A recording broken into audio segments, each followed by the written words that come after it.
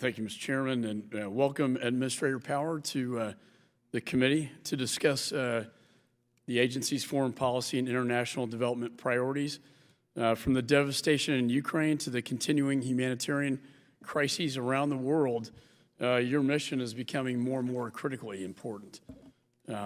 It's imperative that Congress and the administration work together to understand these complex challenges and ensure the use of taxpayer dollars to advance U.S. foreign policy objectives is made. The needs around the world are really growing, as well as here at home. USAID must double its efforts to ensure rigorous monitoring, vetting, and transparency that every dollar is achieving results. You and I have had a lot of personal conversations, and I appreciate the time you spent talking to me about that very issue. As you and I both know, and everyone, the situation in Ukraine continues to deteriorate. In fact, the city of Mariupol fell just yesterday. I thought it was interesting how the Prime Minister of Greece, at a joint session of Congress, talked about how Catherine the Great brought the Greek refugees from Crimea that was then taken by the Ottoman Empire to a city that they named Mariupol, which is actually a Greek name city. So I think it was very timely today to hear from him. But it's also created a huge, extraordinary humanitarian crisis. It's been inspiring, really, to see Ukraine and its neighbors particularly Poland, offer open arms to refugees, accepting over 3.3 million innocent Ukrainians. The chairman and I have been there. The Republican leader, and I went to Romania to see their efforts, as well as Poland again and the Ukraine border.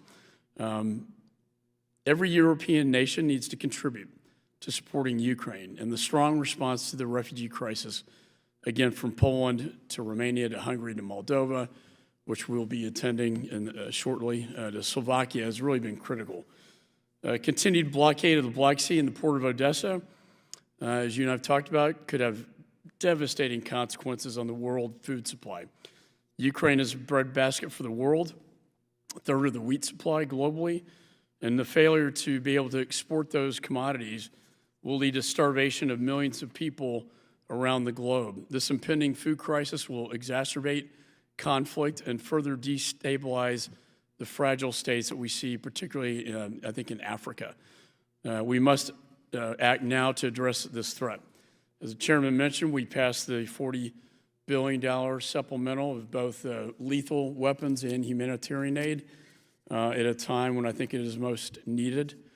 But I do want to be clear, it's Vladimir Putin's actions that are pushing 40 million more people into an urgent humanitarian disaster, whether it be Ukrainian to blocking off and choking Ukraine from the Black Sea in an effort to starve them, the likes of which we haven't seen since Stalin. Ukraine starved his own people in Ukraine so many years ago. And it's really interesting to see history repeat itself and the parallels that we see to World War II. Our adversaries are exploiting these crises to advance their malign agenda and undermine the rule of law.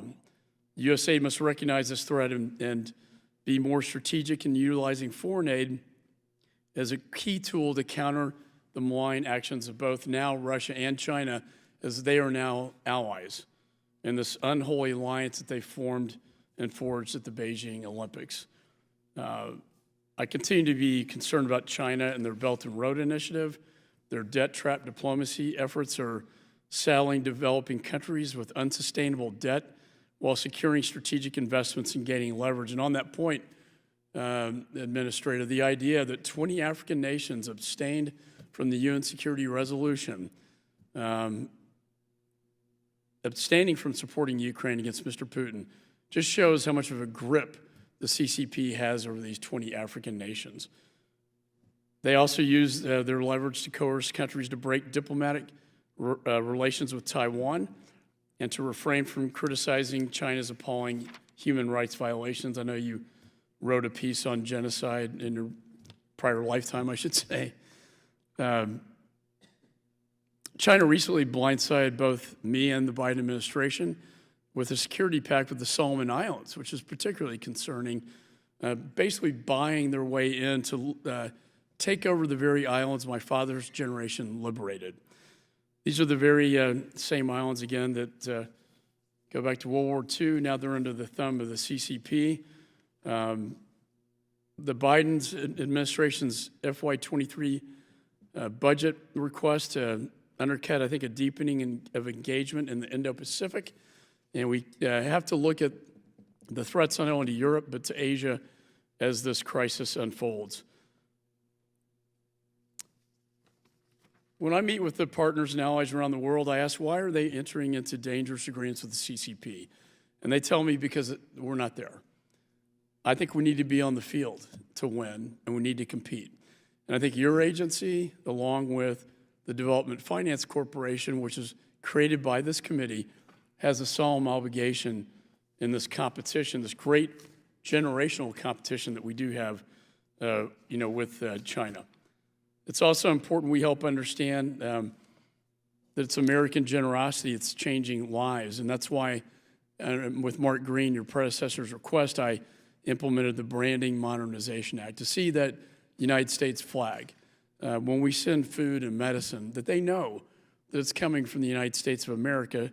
For China, certainly puts their flag and raises it very high. The legacy of U.S. efforts to save lives and support the development of healthy, more prosperous, more stable communities is something we all can be proud of. But we are witnessing the largest invasion in Europe since the Nazis, since World War II, since my dad's war. When we went to Poland, they said it's eerily reminiscent of 1939, and the parallels are real when Hitler invaded Poland. And I really commend the Polish people for the burden they have bared in accepting these refugees, and what I think is one of the greatest examples of being a good neighbor for humanitarian purposes. So with that, Mr. Chairman, I yield back.